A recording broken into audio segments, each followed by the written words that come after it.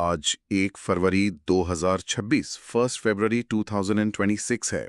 और आज के अखबारों में जो सबसे जरूरी बातें हैं वो सब लेकर आए हैं हम आपके अपने चैनल सुन लो यूपीएससी पर। अब चाहे द हिंदू हो, इंडियन एक्सप्रेस हो या सरकारी वेबसाइट, हमने सब छान मारा है और लाए हैं सिर्फ वो बातें जो यूपीएससी एग्जाम के लिए वाकई काम आने वाले हैं। सो सिट बैक, रिलैक्स और सुनो वो एनालिसिस जो तुम्हारे मेंस और प्रीलिम्स दोनों में फर्क डाल देगा। ये है तुम्हारा डेली लर्निंग डोज, आसान जुबान में फुल एक्सप्लेनेशन के साथ। तो चलिए आज की सबसे बड़ी कहानी, सबसे बड़ी खबर से शुरू करते हैं। Union budget 2026-2027। 2026-2027। बिल्कुल, आज पूरे देश की नजर इसी पर थी और हम इसका एक एक पहलू लाइन बाय लाइन समझने की कोशिश करेंगे। और ये एक ऐतिहासिक बजट भी है।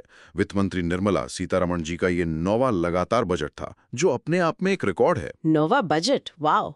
और एक और बात मैंने नोटिस की, ये रविवार को पेश किया गया। ये नॉर्मल तो नहीं है ना? नहीं, बिल्कुल नहीं। ये भी एक तरह से परंपरा को तोड़ने जैसा है। आपको पता है पहले ब्रिटिश एरा में बजट शाम को 5 बजे पेश होता था। हाँ, ताकि लंदन में बैठे लोगों के लिए दिन का समय हो। एग्जैक्टली। फिर 1999 में यशवंत सिन्हा जी ने इसे सुबह 11 बजे करना शुरू किया और अब ये रविवार को आया। खैर, दिन से ज्यादा जरूरी है कि बजट के अंदर क्या है। मैंने हर जगह 3 कर्तव्यज यानी 3 कर्तव्य के बारे में सुना। ये इस बार का मेन थीम है क्या? यही इस बजट की आत्मा है। और ये सिर्फ शब्द नहीं है, ये एक बहुत बड़ा फिलोसॉफिकल शिफ्ट, एक वैचारिक बदलाव। फिलोसॉफिकल शिफ्ट कैसे? देखिए, हम दशकों से राइट्स बेस्ड यानी अधिकार आधारित अप्रोच की बात सुनते आए हैं। हाँ, जैसे right to education, right to food. बिल्कुल। ये बजट उस नैरेटिव को ड्यूटी बेस्ड यानी कर्तव्य आधारित गवर्नेंस की तरफ ले जा रहा है। कर्तव्य आधारित। सोच ये है कि विकसित भारत 2047 का जो हमारा लक्ष्य है वो तभी हासिल होगा जब सरकार और नागरिक दोनों अपने अपने कर्तव्यों को पूरी जिम्मेदारी से निभाएंगे। ये अमृतकाल की भावना से जुड़ा हुआ है ना? हाँ, ये वेलफेयर मॉडल से एम्पावरमेंट मॉडल की तरफ एक कदम है। मतलब सरकार सिर्फ कल्याणकारी योजनाएं नहीं देगी, बल्कि लोगों को इतना सशक्त बनाएगी कि वो खुद अपना विकास कर सकें। हाँ, सुनने में तो ये बहुत अच्छा लगता है, लेकिन इसके आलोचक ये भी तो कह सकते हैं कि ये सरकार की जिम्मेदारी को कम करके सारा बोझ नागरिक पर डालने का एक तरीका है। ये एक बहुत जरूरी सवाल है और यूपीएससी मेंस के लिए क्रिटिकल थिंकिंग का कोर यही है। बिल्कुल।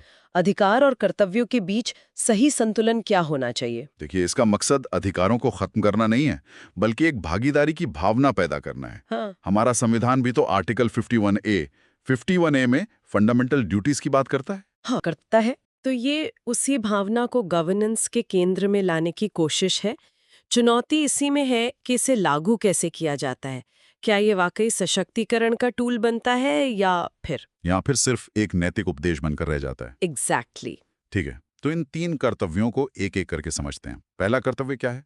पहला कर्तव्य है आर्थिक विकास को गति देना और बनाए रखना। Accelerate and sustain economic growth. Okay, growth. ये तो हर बजट का लक्ष्य होता है। इसमें नया क्या है? नया है इसका तरीका। इसके लिए 6 प्रमुख क्षेत्रों मतलब 6 इंटरवेंशन एरियाज पर फोकस किया गया है। 6 क्षेत्र कौन कौन से? सबसे पहला है 7 रणनीतिक क्षेत्रों में मैन्युफैक्चरिंग को बढ़ाना। Strategic sectors. हाँ, जैसे सेमीकंडक्टर्स और बायोफार्मा।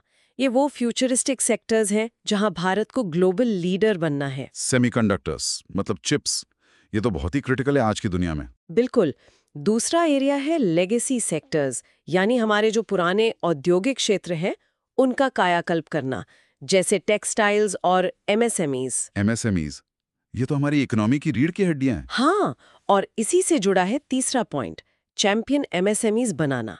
मतलब कुछ एमएसएमईज को चुनकर उन्हें ग्लोबल लेवल पर कॉम्पिटिटिव बनाने के लिए सपोर्ट करना। इंटरेस्टिंग। और चौथा? चौथा है इंफ्रास्ट्रक्चर पुश, बुनियादी ढांचे को बढ़ावा देना, खासकर रेलवेज और वाटरवेज में। इस पर तो हम आगे डिटेल में बात करेंगे। जरूर। पांचवा है लॉन्ग टर्म एनर्जी सिक्योरिटी सुनिश्चित करना। इसमें सीसीयूएस और न्यूक्लियर एनर्जी जैसे क्षेत्रों पर जोर है। सीसीयूएस मतलब कार्बन कैप्चर, ये भी फ्यूचर की टेक्नोलॉजी है। बिल्कुल।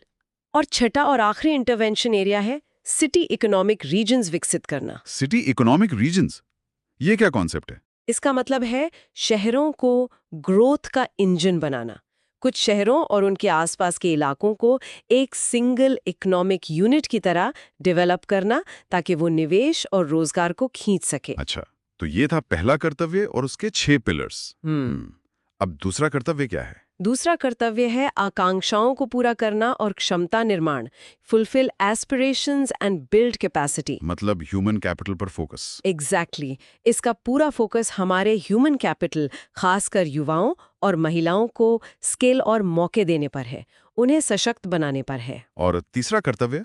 तीसरा कर्तव्य है समावेशी विकास सुनिश्चित करना, इंश्योर इंक्लूसिव डेवलपमेंट। ये तो सबका साथ सबका विकास वाली बात हो गई। हाँ बिल्कुल, और इसमें पूर्वोदय पर खास जोर है। पूर्वोदय मतलब पूर्वी भारत का उदय। करेक्ट, पूर्वी और उत्तर पूर्वी भारत का विकास, ताकि देश का कोई भी हिस्सा विकास की दौड़ में पीछे न छूटे। तो ये हैं 3 कर्तव्य: इकोनॉमिक ग्रोथ, ह्यूमन कैपिटल और इंक्लूसिव डेवलपमेंट। हाँ, एक कॉम्प्रिहेंसिव फ्रेमवर्क लगता है। हाँ, ये सरकार के लॉन्ग टर्म विजन विकसित भारत 2047 का ब्लूप्रिंट है। चलिए, अब विजन से हटकर जरा जमीन पर आते हैं, आंकड़ों पर। वो नंबर्स जो हेडलाइंस बनाते हैं। Fiscal math. हाँ, राजकोषीय गणित।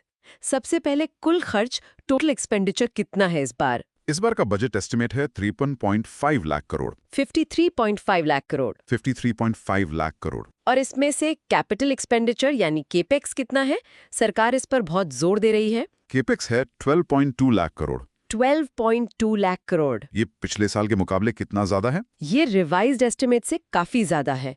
सरकार लगातार केपेक्स पर अपना फोकस बढ़ा रही है। हमारे लिसनर्स के लिए एक बार केपेक्स और रेवेन्यू एक्सपेंडिचर का फर्क आसान भाषा में फिर से बता दीजिए। जरूर। सोचिए, सरकार एक परिवार है, तो रेवेन्यू एक्सपेंडिचर घर के रोजमर्रा के खर्चे हैं, जैसे घर का राशन, बच्चों की फीस, बिजली का बिल, सैलरी, पेंशन, सब्सिडी, जिनसे घर चलता है पर कोई लॉन्ग टर्म एसेट नहीं बनता। बिल्कुल।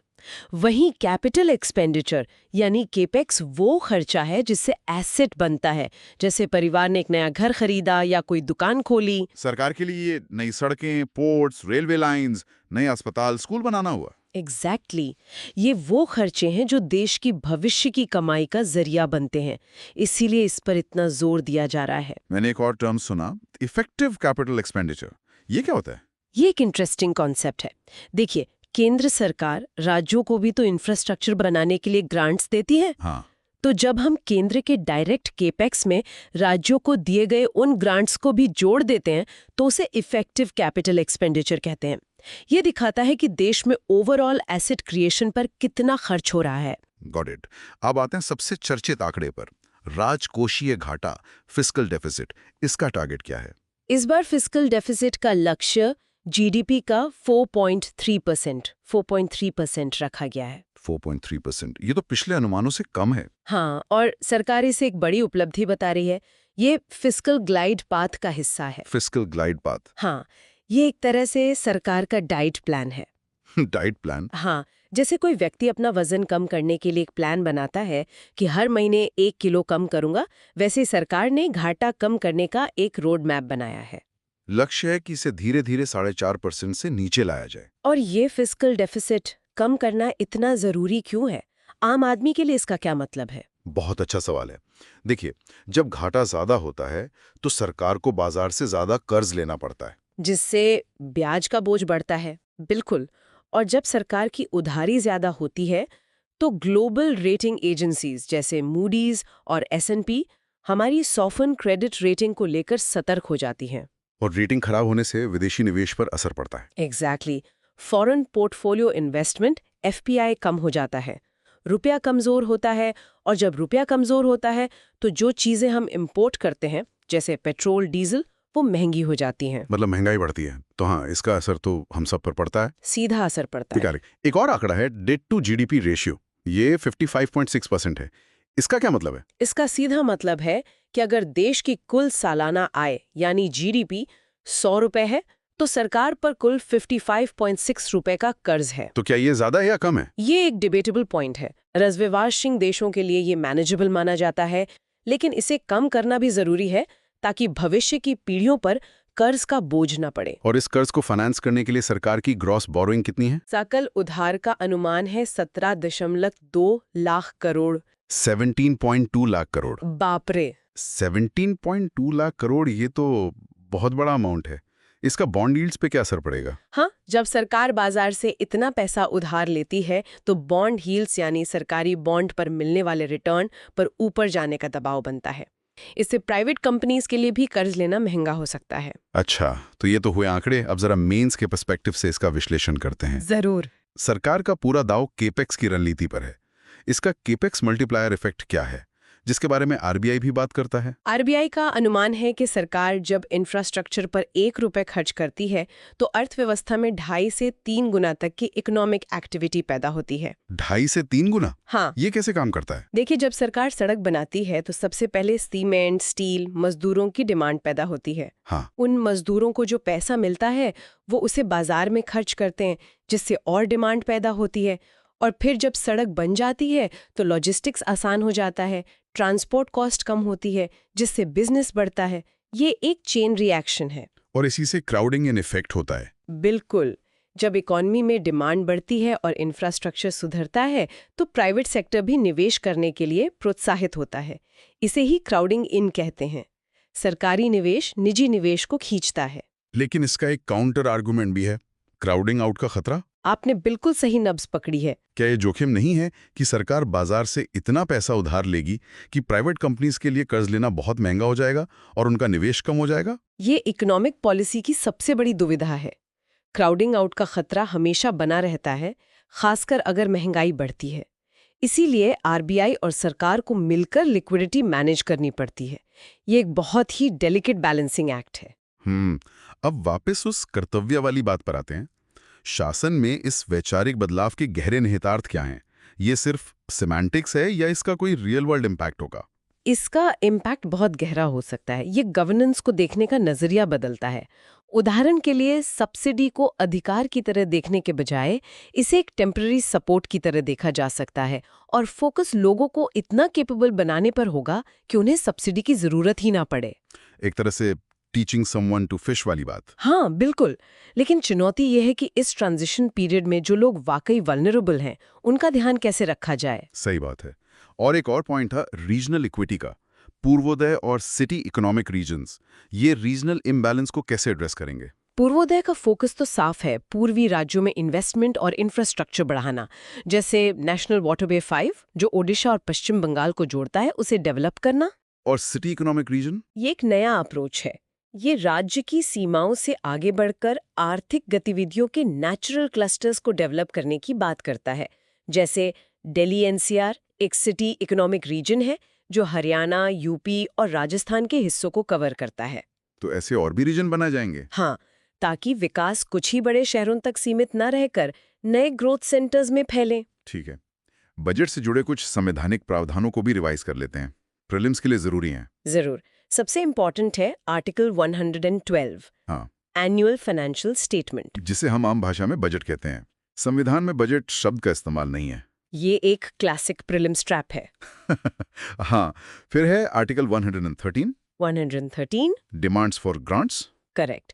हर मंत्रालय अपने खर्चों का अनुमान संसद के सामने रखता है, जिस पर वोटिंग होती है। और सारा पैसा कहाँ से निकलता है? आर्टिकल 266 भारत की संचित निधि यानी कंसोलिडेटेड फंड ऑफ इंडिया से। सरकार की सारी कमाई इसी में जाती है और संसद की मंजूरी के बिना इससे एक पैसा भी नहीं निकाला जा सकता। Excellent revision. तो इस बजट का ओवरऑल प्रभाव क्या देखते हैं आप, शॉर्ट टर्म, मीडियम टर्म और लॉन्ग टर्म में? शॉर्ट टर्म में केपेक्स से इंफ्रा और कंस्ट्रक्शन सेक्टर को बूस्ट मिलेगा। मीडियम टर्म में मैन्युफैक्चरिंग और अर्बनाइजेशन पर इसका असर दिखेगा और लॉन्ग टर्म में एनर्जी सिक्योरिटी और ह्यूमन कैपिटल में किया गया निवेश भारत की ग्रोथ स्टोरी को सस्टेन करेगा। और इसकी सफलता किस पर निर्भर करेगी? सबसे ज्यादा कार्यान्वयन दक्षता पर, इम्प्लीमेंटेशन एफिशिएंसी। मतलब योजनाएं तो अच्छी हैं पर जमीन पर कैसे उतरती हैं वो मैटर करेगा। बिल्कुल। इसके लिए प्रगति और पैमाना जैसे पोर्टल्स का इस्तेमाल जरूरी होगा। साथ ही प्राइवेट सेक्टर की भागीदारी और केंद्र राज्य सहयोग यानी कोऑपरेटिव फेडरलिज्म भी क्रिटिकल होगा। चलिए, तो ये था बजट का विस्तृत विश्लेषण। अब इकोनॉमी से जुड़े दूसरे बड़े टॉपिक पर चलते हैं। नया आयकर अधिनियम 2025, न्यू इनकम टैक्स एक्ट 2025। हाँ, ये 1 अप्रैल 2026 से लागू होगा और इस साल टैक्स स्लैब में कोई बदलाव नहीं है। हाँ, टैक्स पेयर्स को शायद थोड़ी निराशा हुई होगी, लेकिन सरकार का फोकस इस बार दरों से ज्यादा स्ट्रक्चर को बदलने पर है। इस नए कानून की जरूरत क्यों पड़ी? पुराना 1961 का कानून इतना खराब था क्या? खराब नहीं, बस बहुत पुराना और कॉम्प्लिकेटेड हो गया था। सोचिए, एक पुराना घर जिसमें 60 सालों से लगातार छोटे-मोटे बदलाव, मरम्मत और जुगाड़ होते रहे। तो अब किसी को पता नहीं कि कौन सी दीवार असली है और कौन सी बाद में जोड़ी गई। एग्जैक्टली। वो संशोधनों, छूटों और सर्कुलर का एक स्पेगेटी बोल बन गया था। इसे समझना प्रोफेशनल सीएस के लिए भी मुश्किल हो गया था। पहले भी तो इसे बदलने की कोशिश हुई थी, डायरेक्ट टैक्सेस कोड बिल 2010। हाँ, वो कोशिश सफल नहीं हो पाई थी। इस बार सरकार ने इसे कर दिखाया है। तो इस नए कानून का मुख्य दर्शन क्या है? What is the core philosophy? 3 शब्द: सरलीकरण, सिंप्लीफिकेशन, मुकदमेबाजी में कमी रिडक्शन इन लिटिगेशन और टैक्स बेस को व्यापक बनाना। Broadening the tax base. और ये रेवेन्यू न्यूट्रल होगा, इसका क्या मतलब है? इसका मतलब है कि इस बदलाव से सरकार के कुल टैक्स कलेक्शन पर कोई खास फर्क नहीं पड़ेगा।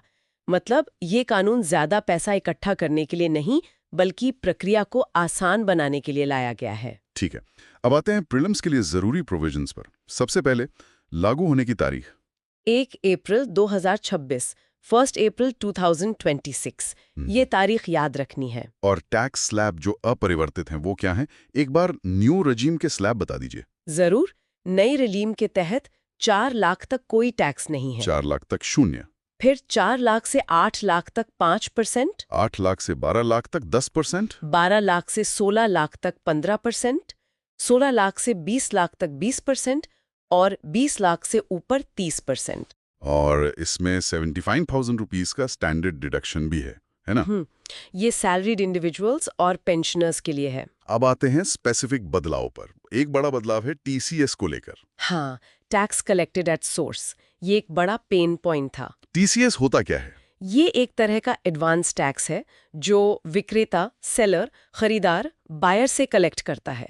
बाद में आप इसे अपने टैक्स रिटर्न में एडजस्ट कर सकते हैं। तो इसमें क्या बदलाव हुआ है? सबसे बड़ी राहत मिली है फॉरेन रेमिटेंसेस पर। शिक्षा और चिकित्सा के लिए विदेश पैसे भेजने पर टीसीएस की दर 5% से घटाकर 2% कर दी गई है। 5% से 2%, ये तो बहुत बड़ी राहत है। हाँ, उन हजारों मिडिल क्लास परिवारों के लिए जिनके बच्चे बाहर पढ़ रहे हैं या जिन्हें इलाज के लिए बाहर जाना पड़ता है। एक और बदलाव शेयर बायबैक टैक्स को लेकर है।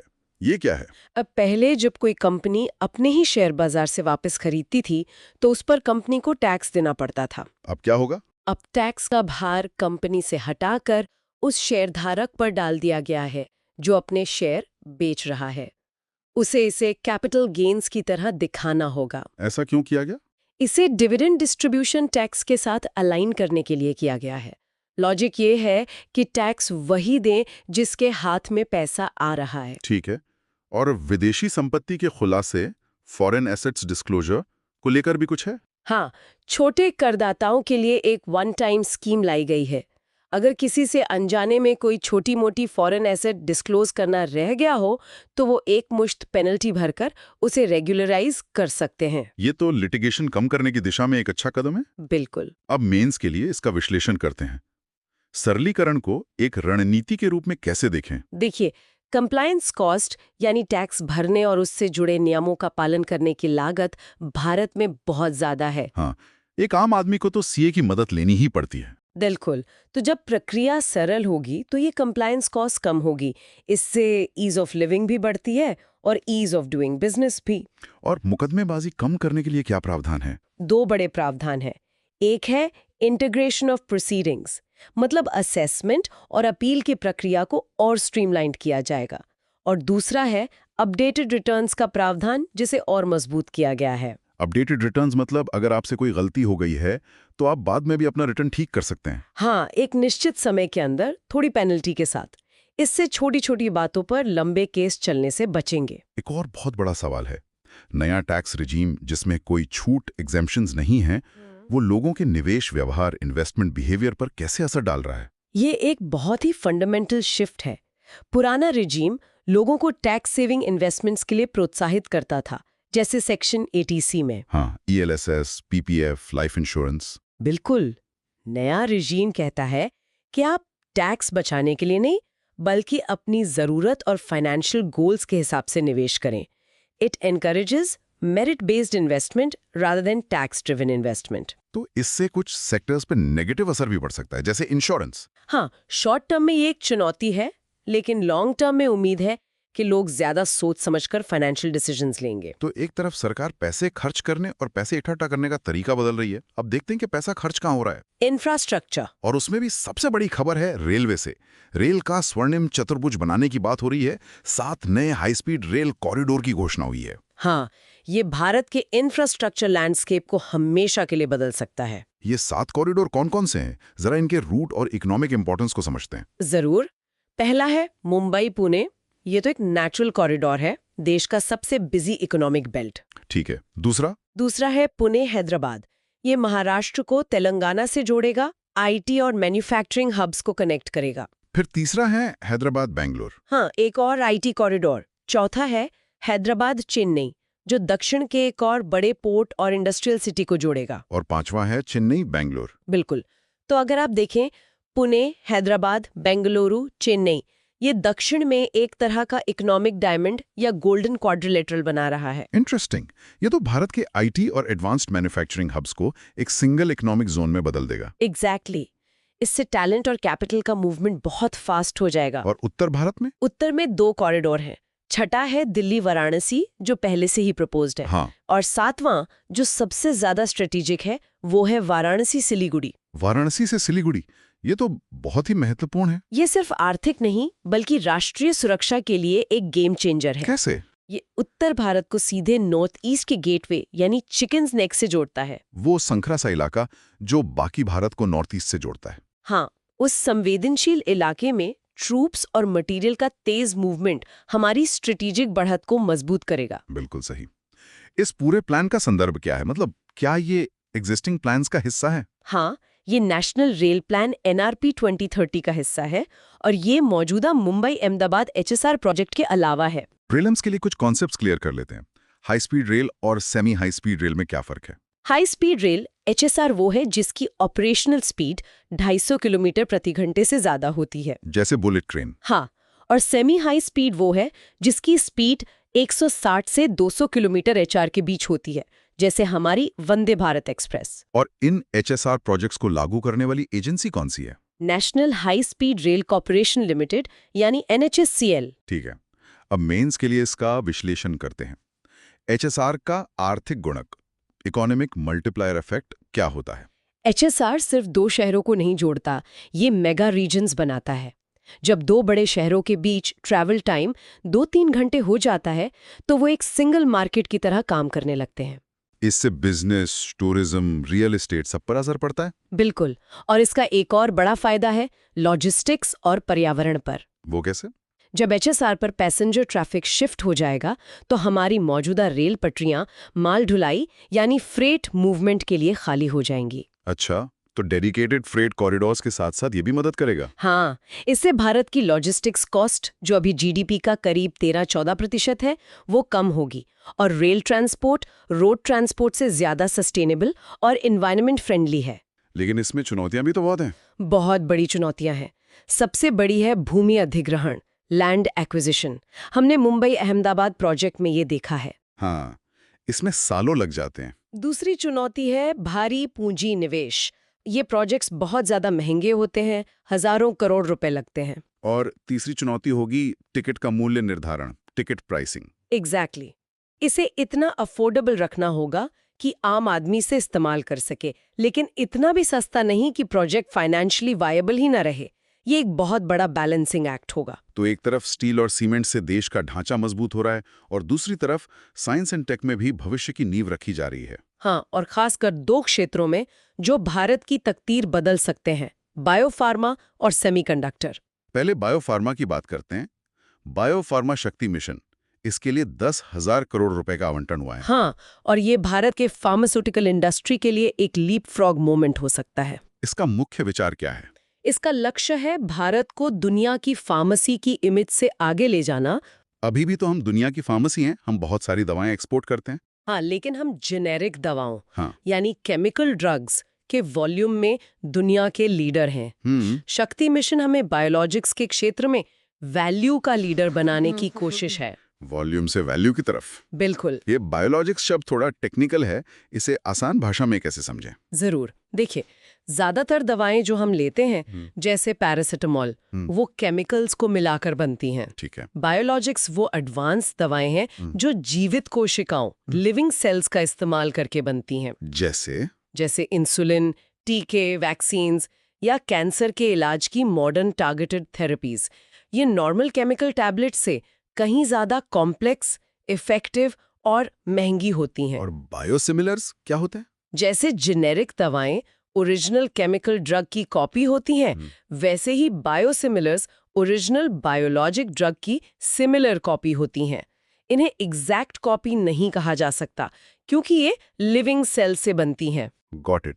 तो ये SHA के मिशन भारत में बायोलॉजिक्स का इकोसिस्टम बनाएगा। हाँ, इस मिशन के 3 मुख्य घटक हैं। क्या है वो? पहला, 3 नए NIPERs यानी national institute of pharmaceutical education and research बनाए जाएंगे जो बायोलॉजिक्स पर फोकस करेंगे। दूसरा, देश में 1000 नई high quality clinical trial sites बनाई जाएंगी। क्लिनिकल ट्रायल्स, ये तो रिसर्च के लिए बहुत जरूरी है। हाँ, और तीसरा, हमारी ड्रग रेगुलेटरी बॉडी CDSCO यानी central drug standard control organisation को मजबूत किया जाएगा ताकि वो इन कॉम्प्लेक्स दवाओं को रेगुलेट कर सके। इसका आम जनता पर, पब्लिक हेल्थ पर क्या प्रभाव पड़ेगा? इसका सबसे बड़ा प्रभाव पड़ेगा नॉन कम्युनिकेबल डिजीजेस यानी NCDs जैसे कैंसर, डायबिटीज, आर्थराइटिस के इलाज पर, जिनका बोझ भारत में बढ़ता जा रहा है। बिल्कुल। बायोलॉजिक्स इन बीमारियों के लिए बहुत इफेक्टिव है, पर अभी बहुत महंगी हैं और हमें इंपोर्ट करनी पड़ती हैं। जब ये भारत में बनेंगी तो इनका इलाज सस्ता और एक्सेसिबल हो सकेगा। ये तो हेल्थ सिक्योरिटी के लिए एक बहुत बड़ा कदम है। डेफिनेटली। अब दूसरे हाईटेक मिशन पर आते हैं, इंडिया सेमीकंडक्टर मिशन ISM 2.0। हाँ, ये ISM 1.0 का अगला कदम है। ISM 1.0 का फोकस किस पर था? ISM 1.0 का मुख्य फोकस था भारत में फैब्स यानी सेमीकंडक्टर फैब्रिकेशन प्लांट्स लगाना। बड़े प्लेयर्स को अट्रैक्ट करना। हाँ, ISM 2.0 का फोकस पूरे इकोसिस्टम पर है। सिर्फ फैब्स लगाना काफी नहीं है। तो इसमें और क्या-क्या शामिल है? इसका उद्देश्य है मटेरियल्स और उपकरणों का स्वदेशीकरण। चिप बनाने के लिए जो स्पेशल गैसेस, केमिकल्स और मशीन्स लगती हैं, उन्हें भी भारत में बनाने पर जोर है। और IP निर्माण? हाँ, ये सबसे क्रिटिकल है। IP यानी इंटेलेक्चुअल प्रॉपर्टी। सरकार रिस्क वी आर्किटेक्चर पर आधारित इंडिजिनस प्रोसेसर डिजाइन को प्रमोट कर रही है। जैसे IIT मद्रास का शक्ति और CDAC का वेगा प्रोसेसर। एग्जैक्टली। लक्ष्य है फुल स्टैक IP बनाना। मतलब सिर्फ चिप बनाना नहीं, बल्कि उसे डिजाइन करने की कैपेबिलिटी भी भारत के पास हो। इस फुल स्टैक IP को थोड़ा और समझाइए। इसका मतलब है कि सेमीकंडक्टर वैल्यू चेन के हर हिस्से में हमारी अपनी टेक्नोलॉजी हो, डिजाइन से लेकर फैब्रिकेशन और टेस्टिंग तक। हम किसी और देश की टेक्नोलॉजी पर निर्भर ना रहें। इसके लिए फंडिंग कहाँ से आ रही है? इलेक्ट्रॉनिक्स कंपोनेंट्स मैन्युफैक्चरिंग स्कीम के लिए आवंटन को बढ़ाकर 40,000 करोड़ कर दिया गया है। तो इन दोनों मिशंस बायोफार्मा शक्ति और ISM 2.0 का समग्र निहितार्थ क्या है? 2 शब्द, स्ट्रेटेजिक ऑटोनॉमी और इकोनॉमिक बेनिफिट्स। हम क्रिटिकल टेक्नोलॉजीज में आत्मनिर्भर बनेंगे और हाई वैल्यू मैन्युफैक्चरिंग से हमारे इकोनॉमी को बूस्ट मिलेगा। बिल्कुल। साइंस एंड टेक से जुड़ा एक और बड़ा मिशन है पर्यावरण के क्षेत्र में, CCUS मिशन। हाँ, carbon capture, utilisation and storage mission, जिसके लिए 20,000 करोड़ का आवंटन हुआ है। ये भारत के क्लाइमेट गोल्स को हासिल करने के लिए बहुत जरूरी है। इसका निशाना कौन से सेक्टर्स हैं? इसका निशाना है hard to abate sectors. Hard to abate मतलब? ये वो उद्योग हैं जहां CO2 इमिशंस को कम करना बहुत मुश्किल या लगभग नामुमकिन है, क्योंकि इमिशंस उनकी केमिकल प्रोसेस का ही हिस्सा है। जैसे स्टील, सीमेंट, फर्टिलाइजर। आप सीमेंट बिना लाइमस्टोन को गर्म किए नहीं बना सकते, और जब आप उसे गर्म करते हैं तो CO2 निकलती ही है। तो इन सेक्टर्स के लिए CCUS ही एकमात्र उपाय है। हाँ, अगर हमें नेट जीरो का लक्ष्य हासिल करना है। तो ये CCUS काम कैसे करता है? इसके नाम में 3 हिस्से हैं, कैप्चर, यूटिलाइजेशन एंड स्टोरेज। बिल्कुल। पहला कदम है कैप्चर। इसमें फैक्ट्री की चिमनी से निकलने वाले धुएं में से CO2 को अलग किया जाता है। इसके लिए कई केमिकल टेक्नोलॉजीज का इस्तेमाल होता है। एक मिनट, ये सुनने में तो साइंस फिक्शन जैसा लग रहा है। मतलब हम प्रदूषण को फैक्ट्री की चिमटे से पकड़ लेंगे? हाँ, एक तरह से यही है। क्या ये तकनीक वाकई में इतने बड़े पैमाने पर काम कर सकती है? इसके कोई साइड इफेक्ट्स तो नहीं है? आपका सवाल जायज है। ये तकनीक अभी महंगी और चैलेंजिंग है, लेकिन अनिवार्य भी होती जा रही है। तो CO2 को कैप्चर करने के बाद दूसरा कदम है यूटिलाइजेशन। उसे इस्तेमाल करना कैसे? उस पकड़ी हुई CO2 को यूरिया, मेथनॉल जैसे केमिकल्स बनाने में इस्तेमाल किया जा सकता है, या फिर कंक्रीट को मजबूत करने में। अच्छा, तो वेस्ट को वेल्थ में बदलना। हाँ, और अगर यूटिलाइजेशन संभव नहीं है तो तीसरा कदम है स्टोरेज। उसे जमीन के नीचे गहराई में depleted oil and gas fields या सेलाइन एक्विफर्स में हमेशा के लिए स्टोर कर देना।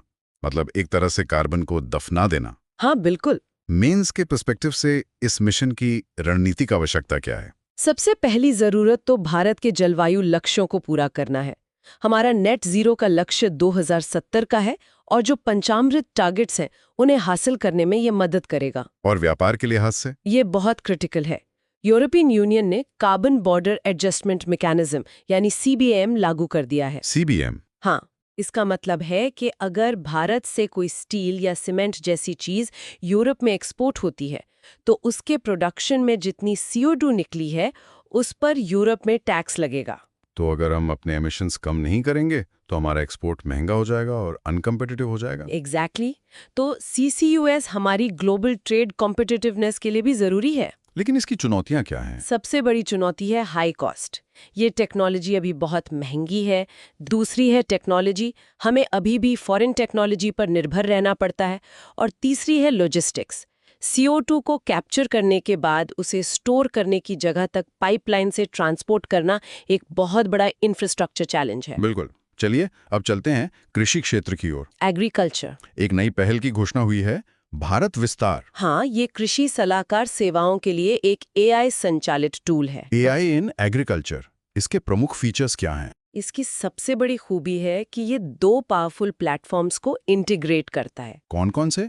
पहला है एग्रीस्टैक, जिसमें डायनामिक डेटा है, जैसे किसान की जमीन का रिकॉर्ड, कौन सी फसल उगाई है, मौसम कैसा है। और दूसरा? दूसरा है ICAR, यानी Indian council of agricultural research का नॉलेज बेस, जिसमें स्टैटिक नॉलेज है।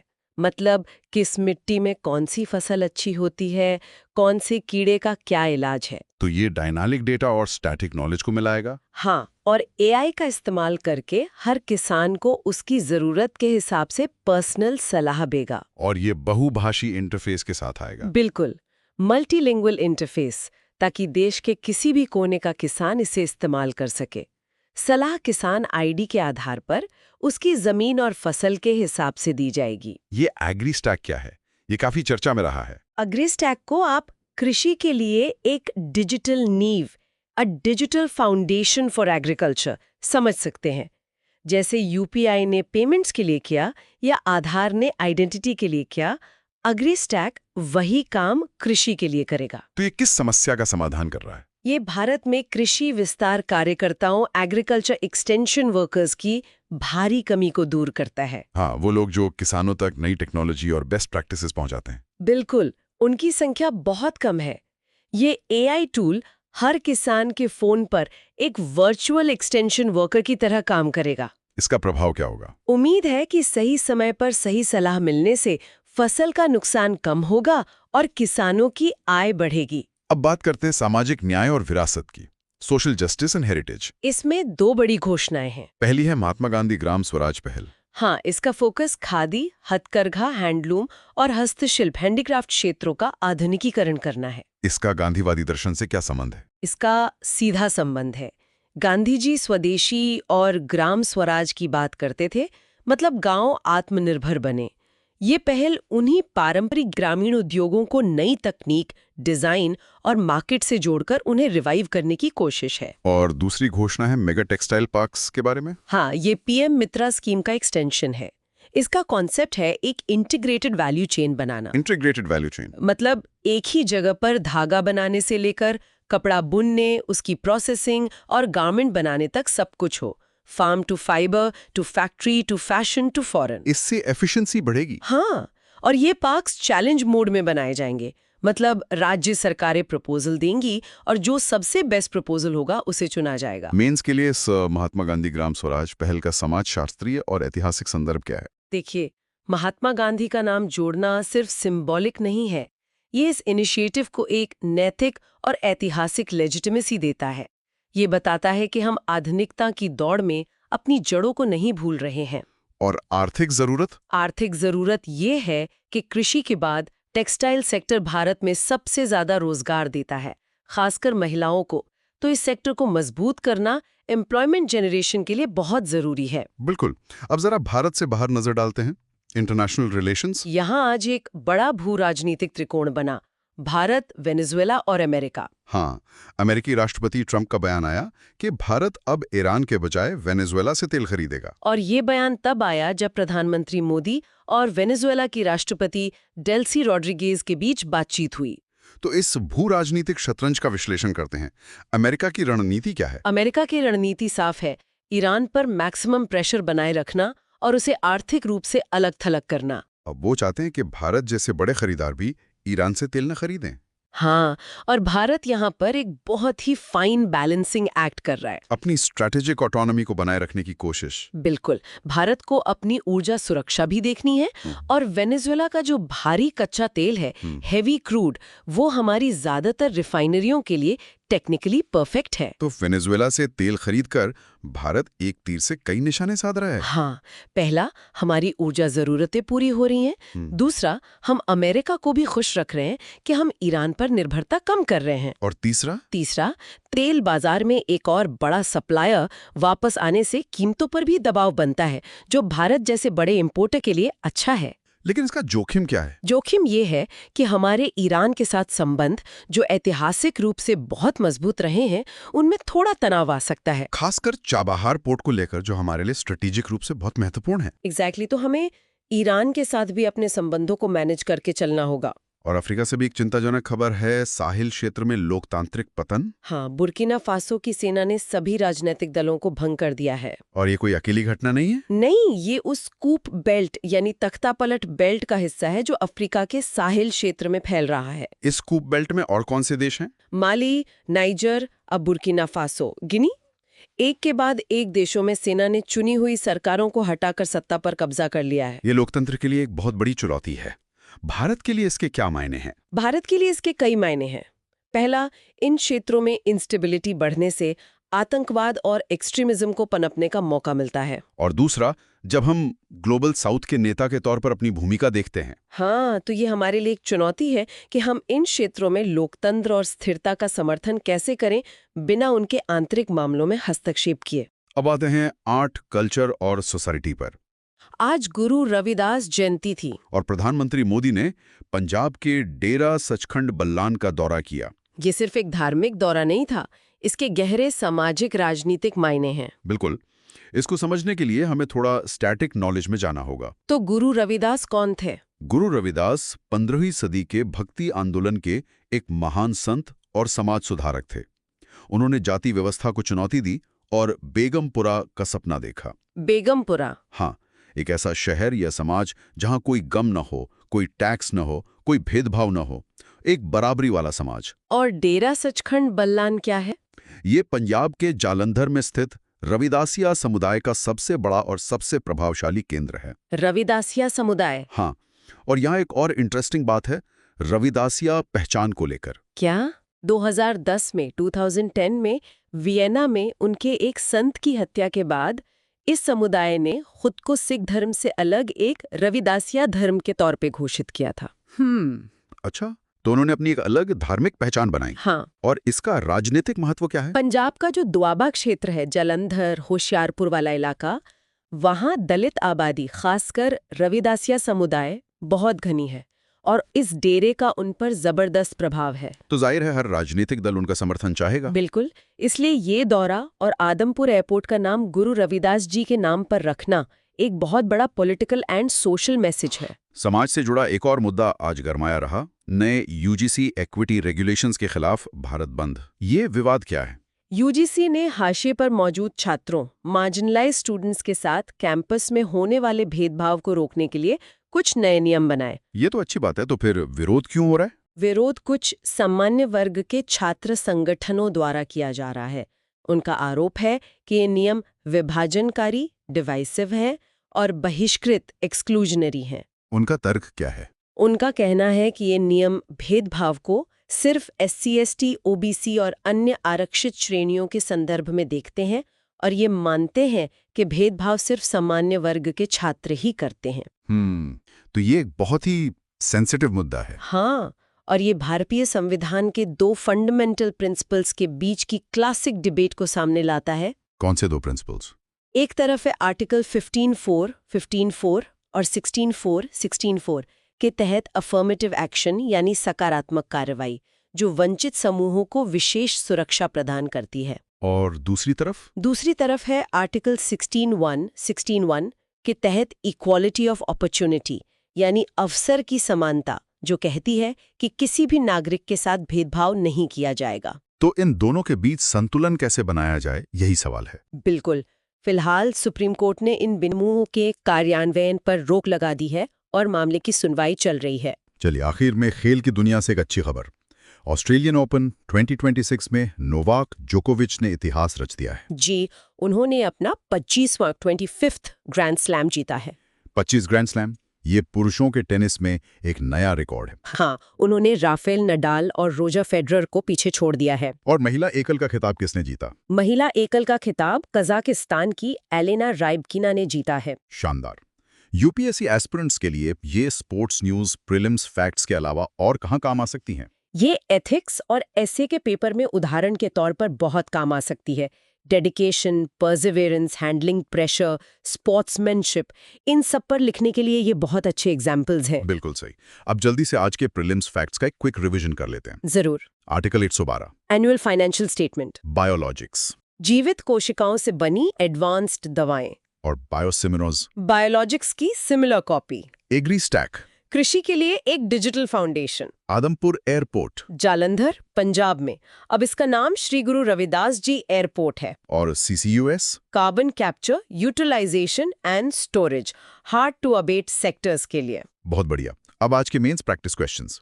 पहला सवाल GS पेपर 3 इकोनॉमी से है। सवाल है, The Union Budget 2026-27 anchors India's growth strategy on the 3 Kartavyas. Discuss this framework and analyze how the push for capital expenditure CapEx can address the challenges of inclusive growth in a K-shaped recovery scenario. ये तो काफी detail सवाल है। K-shaped recovery का concept इसमें critical है। हाँ, इस सवाल के जवाब में सबसे पहले 3 कर्तव्यों को समझाएं: growth, human capital and inclusion. फिर कैपेक्स पर आएं। हाँ, फिर बताएं कि केपेक्स का मल्टीप्लायर इफेक्ट कैसे काम करता है। अब यहाँ पर के शेप्ड रिकवरी का कॉन्सेप्ट जोड़ें।